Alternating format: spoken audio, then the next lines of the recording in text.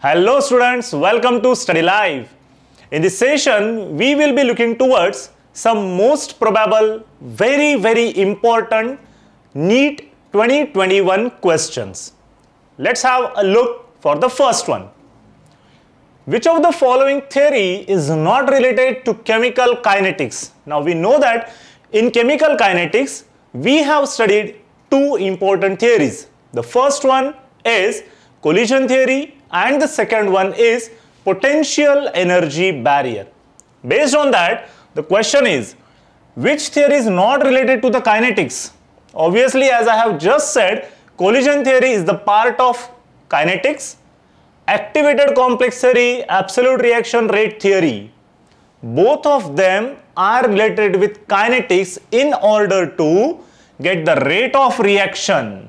But the last option, VSEPR theory, that is valence shell electron pair repulsion theory, which is related with chemical bonding, and hence the correct option is VSEPR theory is not related with the kinetics. The next question is, which is expected to conduct electricity? Now we know that electricity is conducted through any given substance or its aqueous solution if ions are present, provided ions must be mobile, that they must be freely moving ions. Regarding the options, diamond, in which every atom is sp3 hybridized and it is bonded with another 4 carbon atoms with single covalent bond. As all the carbon atoms are single covalently bonded, diamond is purely insulator or non-conducting material. Obviously, option A will get eliminated. Further, molten sulfur, molten KCl and crystalline NaCl. You may think that NaCl is ionic solid and crystalline NaCl might be the conductor, but it is not. Why? Because in crystalline NaCl, it's a solid state NaCl and ions are bonded with each other due to ionic bonding. They are not free to move and hence option D will also be eliminated. Molten sulfur, sulfur being a non-metal. Non-metals are not a conductors. Hence option B will also be eliminated. What remains is molten KCl, purely ionic salt, dissociates to give K plus and Cl minus when dissolved in water or if melted. Hence molten KCl is going to be good conductor of electricity. Correct option is option C, that is molten NaCl. Let's move to the next one. The next problem is, the mass of an electron is m, its charge is E and it is accelerated from the rest through a potential difference V. The velocity of electron will be calculated by formula. Now we are to determine the exact formula for the accelerated electron's velocity. Now we know that whenever electron is accelerated from one point to another point, certain amount of work is done. And this work is given as electron volt, correct? Where E is the charge and V is the potential difference. But no work is done without energy. And which energy is present over here? It's nothing but kinetic energy, which is converted into work done. We know the formula for kinetic energy, which is half mv square, which is equal to work done electron volt. So V square becomes 2 electron volt by m and hence velocity becomes under root 2 electron volt by m. Where is the option? It's option C. So the next problem is, the charge in coulomb on Cu2 plus ion is. The first question is, how Cu2 plus ion will get formed? From the neutral copper atom. Let's write the reaction for this. Copper will form Cu2 plus ion with loss of 2 electrons. Correct? What is the charge on 1 electron? It is nothing but 1.6 into 10 raised to minus 19 coulomb. And how many electrons are involved in reaction? The simplest way, 2 electrons will become 2 into 1.6 into 10 raised to minus 19. Thus it becomes 3.2 into 10 raised to minus 19 coulomb. Where is the option? It's option A. Let's move to the next one. And this is the next question. Complete oxidation of 1 mole of an alkane forms 3 moles of CO2. The alkane is, the most important data given to us is 1 mole of an alkane forming 3 moles of CO2. Now, from the given options, which option consists of 3 carbon atoms? Option is 3. Why it is so? C3H8, any carbon, any hydrocarbon, whenever undergoes combustion reaction, gives only 2 products, that is CO2 and H2O. And for any given reaction, the first balancing will be done for carbon atoms only. So C3 will be balanced by 3 CO2, and hence 1 mole of an alkane giving 3 moles of CO2. The correct option is going to be option C. Let's move to the next one.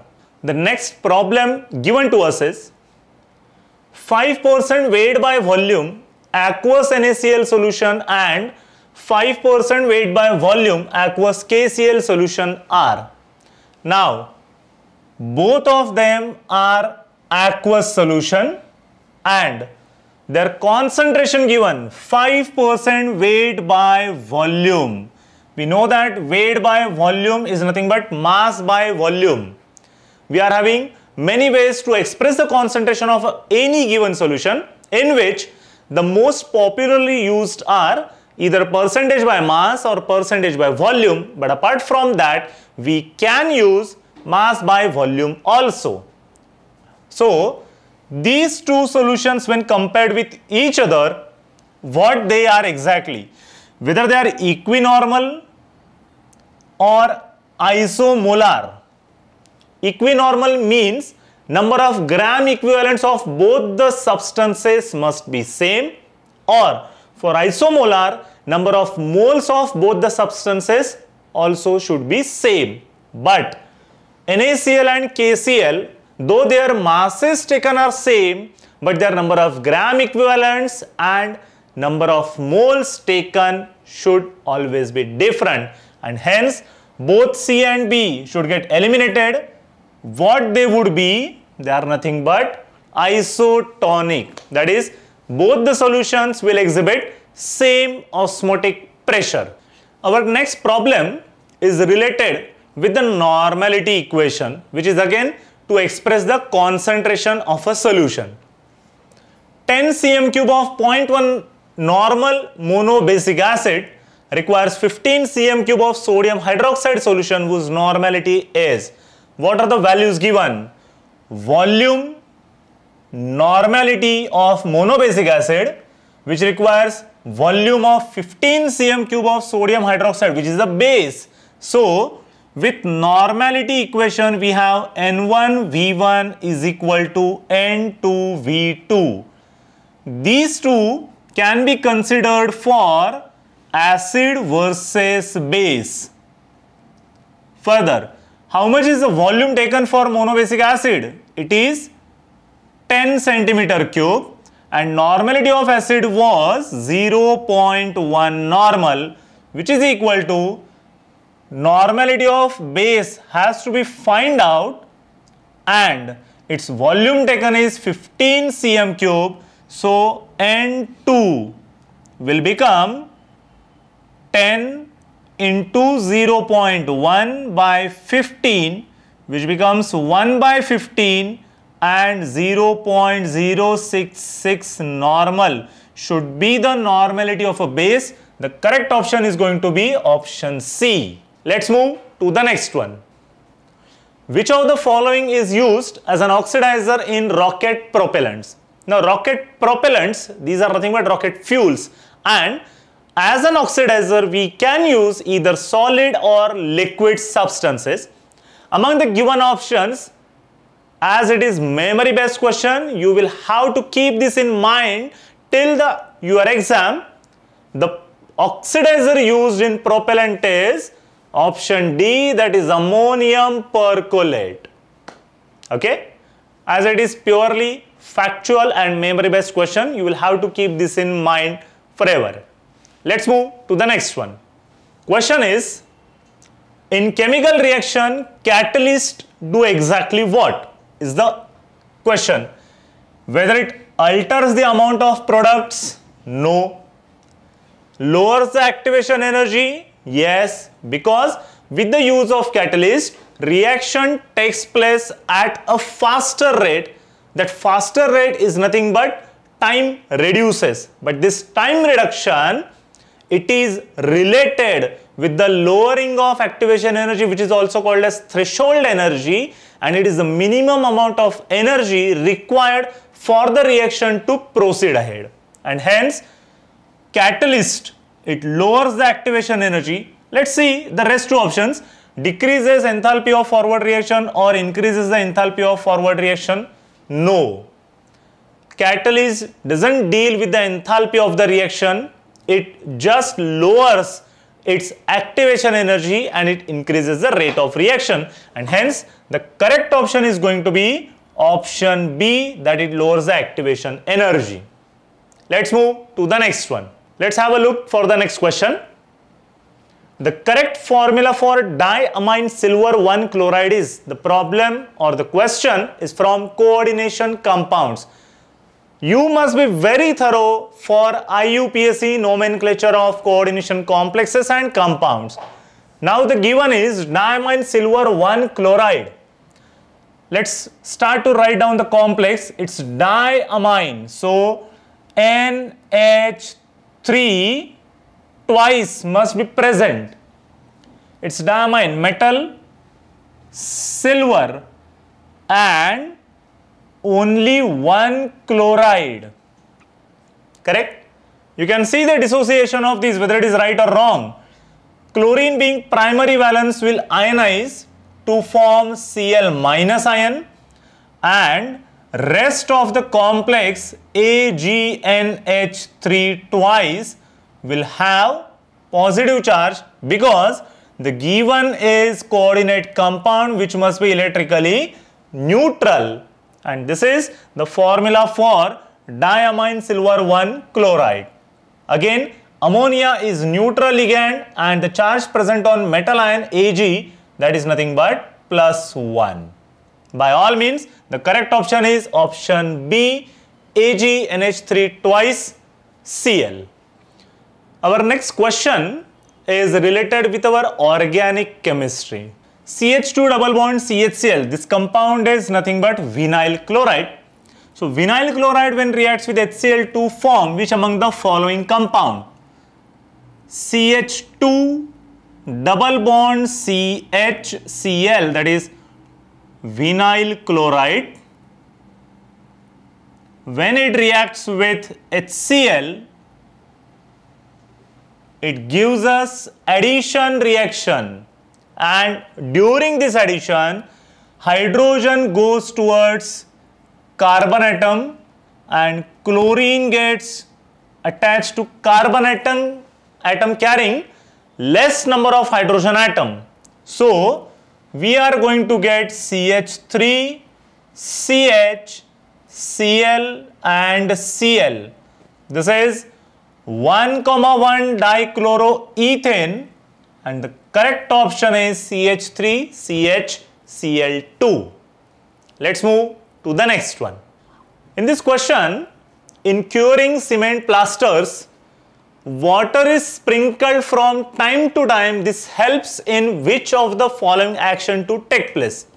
Now we know that in cement plasters, there are the units of silicates, either calcium silicates or aluminum silicates. these silicates must be bonded with each other firmly. Hence, water is sprinkled from time to time to what? Not to keeping it cool. Obviously, that is not the purpose of sprinkling of water.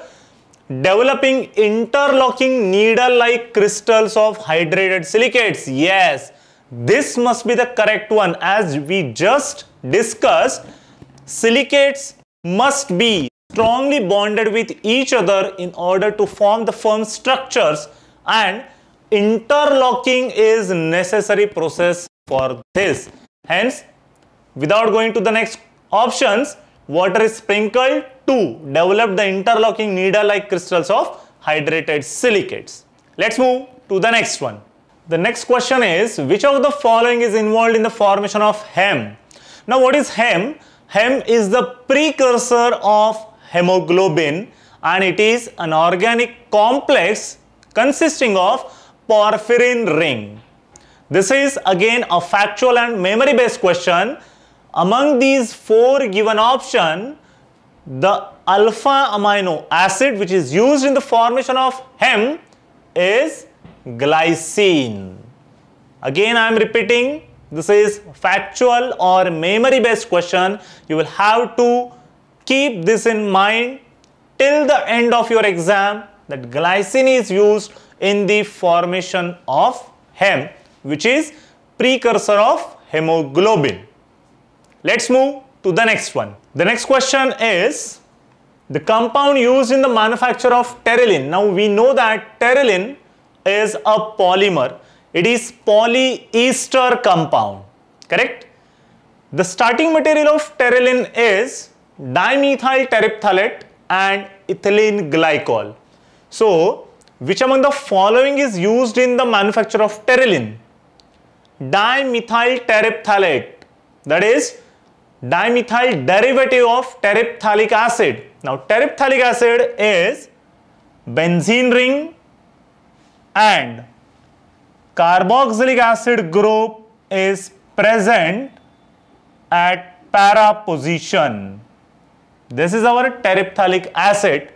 Its methyl derivative. So, instead of hydrogen on both the position, we will be having CH3 group. This is our dimethyl terephthalate.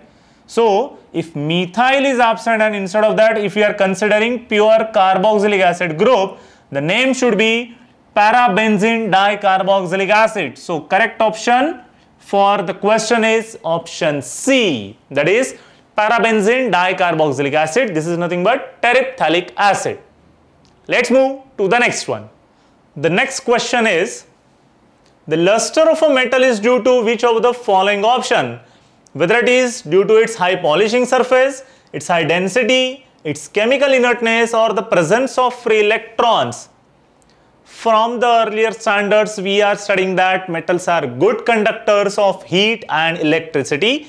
They have a shine or a luster, but this conducting and luster property is attributed to the metals just because of the presence of free electrons. The correct option must be option D. And why is it so?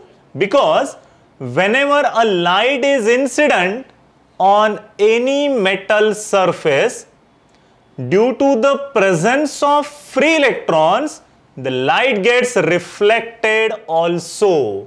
If this is our incident light, the reflected light is seen because of the presence of free electron, and this reflected light is nothing but the luster of a metal. Let's move to the next one. The next problem, let's read. Platinum, palladium, indium, etc. are called noble metals because, as you know, concept reading of the question, which means all the three metals mentioned in a problem, they are used as a catalyst for catalytic reduction and many of the organic as well as inorganic reactions, correct? Why they are called as noble metals? Because Alfred Nobel discovered them. Obviously, the funniest option which won't be there, they are inert towards many common reagents. Common reagent means acids or bases or some salts even. they are shining, lustrous and pleasing to look at. Obviously, this is not going to be our option. They are found in native state. No, we are not at all concerned with the states of the catalyst. Catalyst could be either in solid or liquid state as well. Sometimes the gaseous catalyst may also be used, but they are called noble metals because of their inert nature. They are not getting affected with acid or base or any given chemical reagent. Hence, the correct option is going to be option B. Let's move to the next one. Our next question is again based on the biomolecules. Glycerol on oxidation with dilute HNO3 gives. First of all, the glycerol structure we will try to draw. Glycerol is trihydric alcohol having a structure CH2OH, CHOH and again CH2OH. Now when it reacts with dilute HNO3, that is nitric acid, which acts as oxidizing agent, but among these two different types of alcoholic group, the terminals are primary alcoholic group and the middle one representing secondary alcoholic group. Oxidizing agent will oxidize the primary alcoholic group and hence we will be getting CH2OH, CHOH and COOH. This is something called as glyceric acid and hence our correct option must be option D. Glycerol giving glyceric acid. Let's move to the next one. The next problem is based on the concepts in coordinate compounds. The number of unidentate ligand. Unidentate means ligands containing only one donor atom. So these ligands in the complex ion is called the number of unidentate ligand. For example, if I draw the complex CrNH36 with charge 3 plus, structure of the given complex can be drawn something like this. Central chromium atom is bonded with 6 amine ligands where donor atom is nothing but nitrogen. But at a time, central metal is bonded with 6 nitrogen atoms and these number of donor atom to which metal atom is bonded is nothing but coordination number. So whenever unidentate or monodentate ligands are taken, number of donor atoms directly bonded with metal atom is nothing but its coordination number.